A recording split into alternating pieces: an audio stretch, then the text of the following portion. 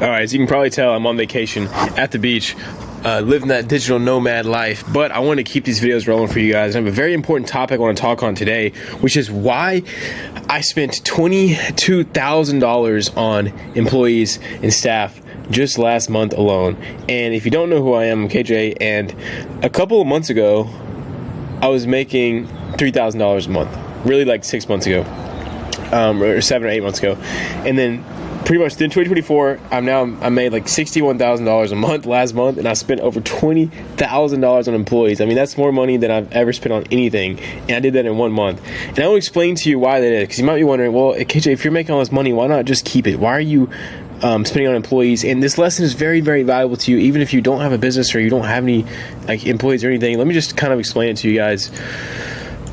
So why I spent $22,000 on employees last month, like, this is a lot of freaking money, guys, even to me as well. I mean, I was making less than this per month literally 3 months ago, so like it's still a ton of money. And when I counted up how much money I spent on it, I was a little bit shocked, and I knew I had to make this video. So, what is the goal? Well, usually our goal is to make money, right? Not that hard. You guys are watching these videos because you probably want to make money, and that's like your number one goal. Obviously, you want to do stuff further than that, but most of you watch these because you want to make money. And that's my goal as well in the long term.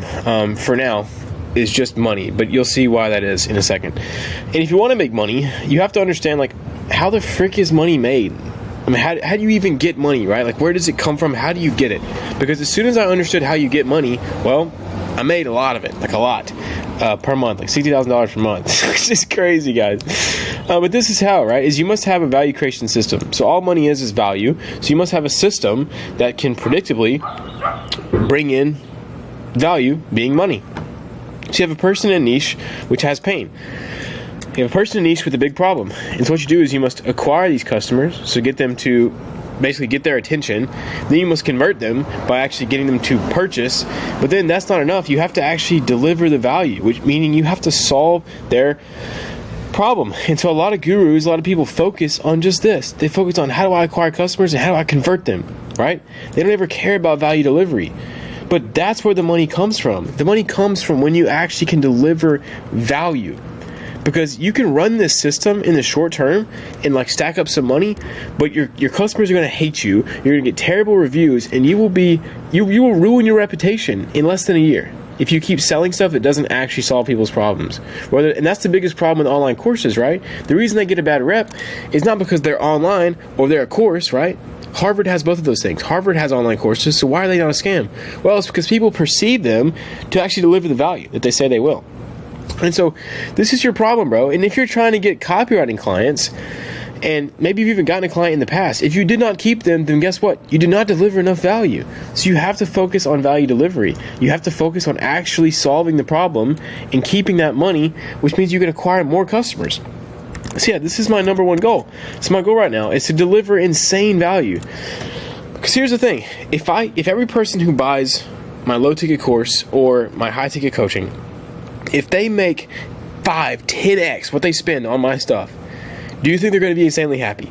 Yes. Do you think they'll tell other people? Yes. Do you think I'll get more customers? Yes, yes, yes. So this is the number one thing I must focus on, deliver insane value. So how do I do that, right? How do I actually deliver insane value? And this is the same answer for you as well, by the way. How do you deliver insane value? It's focusing on the highest leverage activities, the HLAs. So highest leverage activities, meaning you get the most value return for your customers per input. So like I could go and I could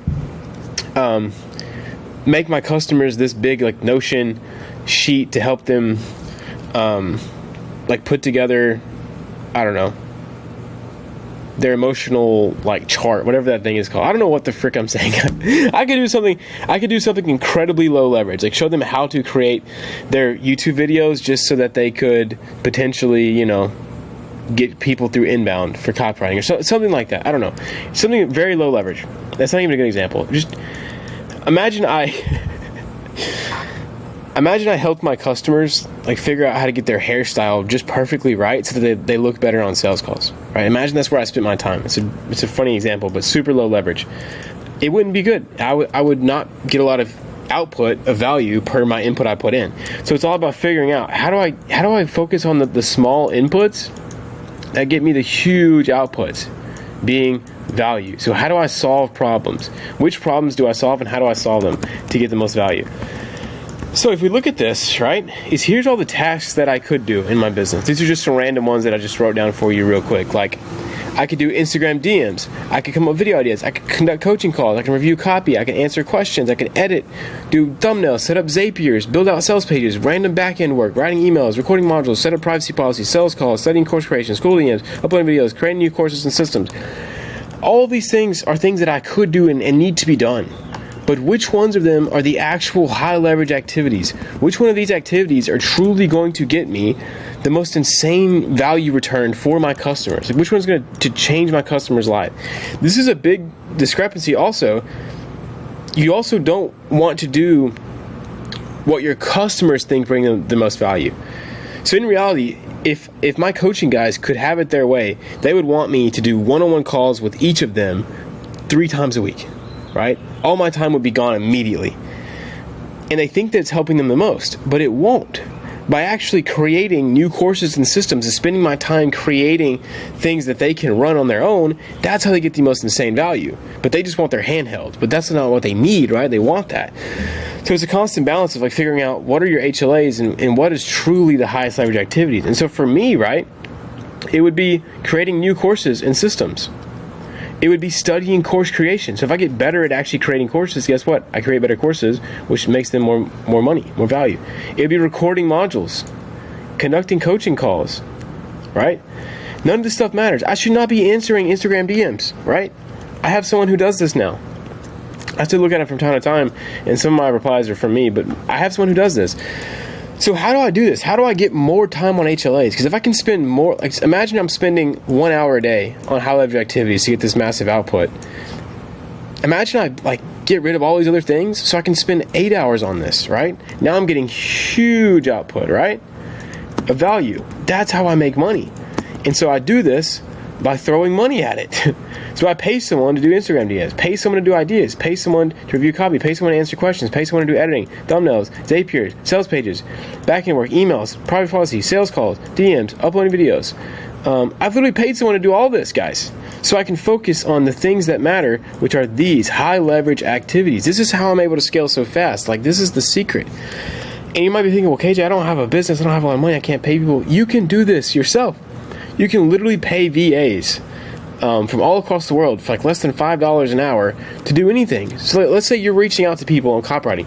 You can pay a VA to go and scrape leads for you. You can do that. Will it take some time to figure out? We have to set up systems and processes and show them exactly what to do? Yes. Once you do that, it's done. You can pay them $5 an hour, and now you can work on the highest leverage activities for you, which would be actually writing copy. And you don't even have to send it. You can pay VAs to send it as well. You can just be writing copy and conducting sales calls, right? Focus on the HLAs. That's how you get the massive value output. So then, here's what I did. Like, I had to take care of all these things, right? I had to cross them off. So someone had to do them. So that's why I threw money at the problem.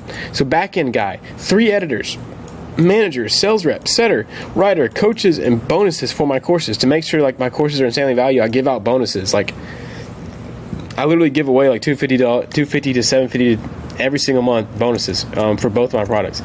So I paid people.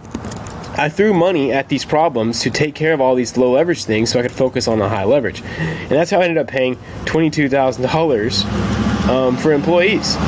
And it's going to pay off in the future because I've been able to work nonstop on improving my course and actually getting the result for people in a faster, more efficient, more valuable way by creating insane course content because I can actually focus. If I was doing all of this stuff, it would have taken me 4 months to do what I've done in 2 weeks if I was still doing all this. But instead, by throwing money at it, buying my time back, I was able to put it on the high leverage activities. But yeah, that's why I spent $22K.